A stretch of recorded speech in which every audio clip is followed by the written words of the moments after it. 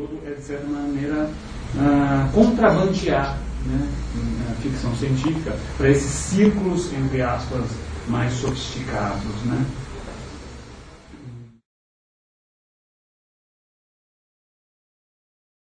De jogar no físico, no poder do inalcançável, né, as projeções humanas.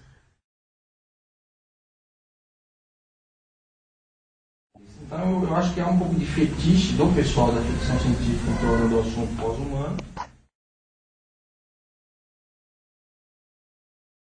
Tem outras vertentes da ficção científica que tratam de questões psicológicas, questões sociais, onde isso que o Carlos falou, né, do poder das coisas, fica mais como cenário e alegoria para o universo do que para a própria história, do que para a própria linguagem que é usada para contar aquela história.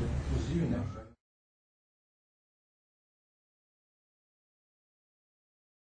O pessoal de 30, 35, 40 anos que está escrevendo hoje nos Estados Unidos, Canadá, na Europa, eles não deixam nada a dever ao que a gente entende, nós tupiniquins entendemos por alta literatura. A ficção científica desses países é extremamente elaborada formalmente.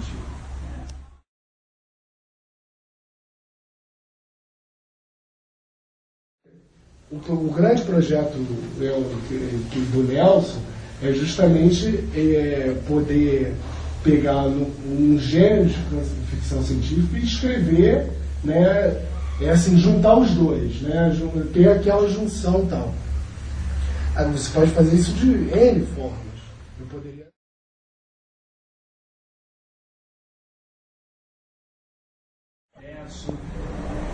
Não aguento mais isso. Ninguém trata, não existe celular. Ninguém manda e-mail.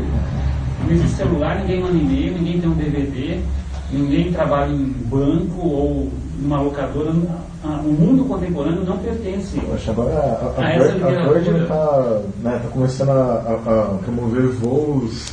Você vai ver a Terra de repente a gente vai poder ver isso, né?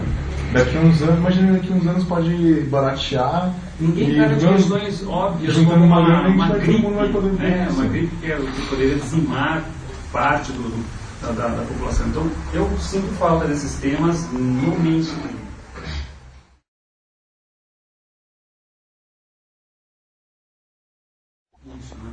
Não deu tempo ainda para ter uma reação do pessoal que lê no Brasil ficção científica, não deu tempo ainda. Porque o interessante vai ser assistir a essa reação desse pessoal que não é da ficção científica escrevendo.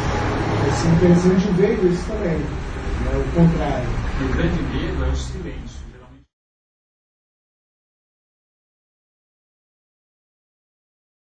Na questão do gênero, eu nunca fui escritor de gênero.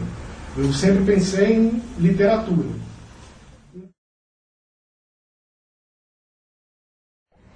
Uma das últimas coisas que o Einstein falou, uma pena que se ele tivesse vivido mais, seria ótimo ver como que ele desenvolveria isso, mas ele fala que talvez a distinção entre passado, presente e futuro já seja uma coisa, já seja uma ilusão nossa e a diferença seja muito tênue.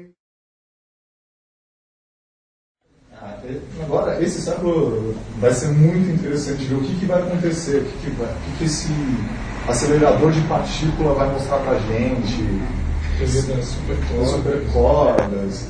Isso é um assunto muito quente que a gente vai começar a entender nos próximos anos, assim, na próxima década, provavelmente, a gente vai começar a entender o que é o tempo.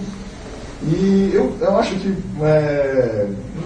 que seria muito interessante, assim, escrever ficção científica tendo isso em conta, sabe? Vamos brincar com o tempo. A própria ciência está mostrando que o tempo não é tão linear. Então, por que a narrativa tem que ser tão, sabe, aquela coisa mais quadrada, né? Eu acho bacana misturar. E eu não acho nenhum contrassenso, assim, passar. Então isso é literatura mainstream. Eu já não estou nem dividindo, assim. Para mim não é uma... Eu penso mais como ele. Eu não tenho essa cabeça tanto de assim, então um gênero é assim, aí a autoliteratura é isso aqui é gênero, aquilo não. Eu acho que o bacana é pensar em literatura. Da utopia às avessas, né, que é o lance da distopia e tal. E eu sempre, assim, não que todos os meus textos sejam assim, mas eu prefiro muito a forma relatória. Eu gosto muito dessa ideia de contar uma coisa o mais seca e mais impessoal possível.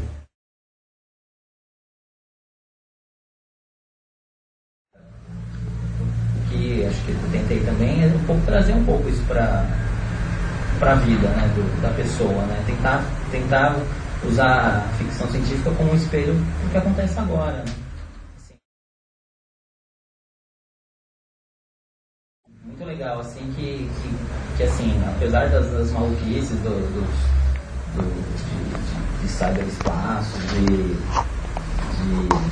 de naves, de alienígenas, não sei o que, a coisa é sempre muito humana, né?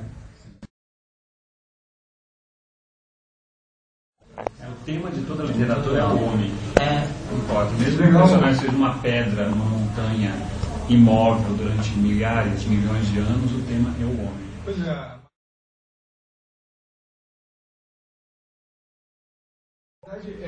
Eu acho muito legal isso do Rodrigo e do Ivan. Não tem essa distinção do que é exatamente, do que não é. Na verdade, a literatura do mesmo jeito.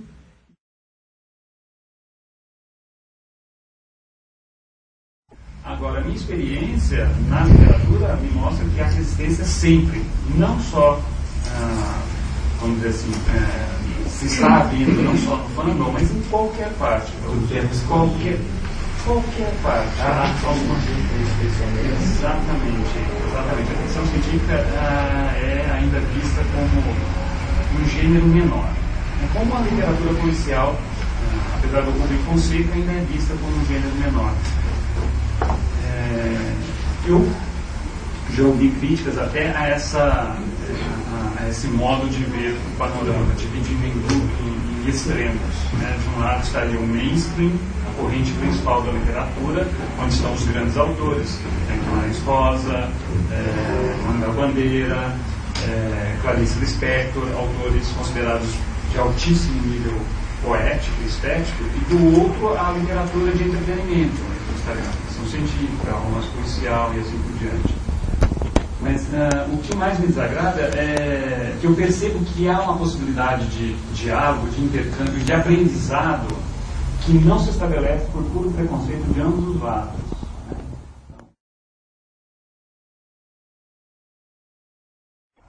Não só do fandom, mas de todos esses, entre aspas, subgêneros, não percebem que uma pesquisa literária, uma pesquisa poética e até formal pode potencializar todo esse conteúdo. E o pessoal desse lado da alta literatura não percebe que essa esfera caiu num esteticismo tão catatônico e simples linguagem é o que a mantém viva, é a linguagem pela linguagem. E o enredo, por exemplo, é algo visto com maus olhos. Você contar uma história é algo antiquado. E todos sabem que a tiragem é pequena, não é vendida e não tem como adquirir. Eu percebo, isso foi um gesto arriscado no início, mas eu creio que isso está dando certo.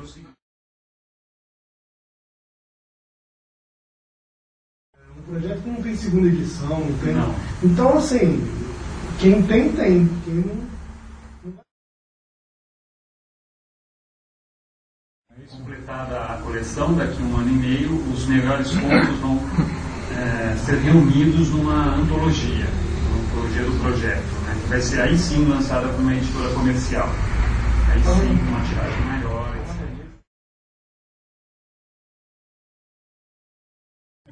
E assim que o projeto da revista surgiu, para me satisfazer. Pode passar, pessoal, para que eu também começasse a publicar alguns contos que eu já estava escrevendo e para reunir esse grupo, né, e descobrir autores. Por meio desse projeto e por meio da revista, muito com a ajuda do Causo e de um outro autor, Fábio Fernandes, eu fui encontrando autores que sempre estiveram aí, mas ocultos, né?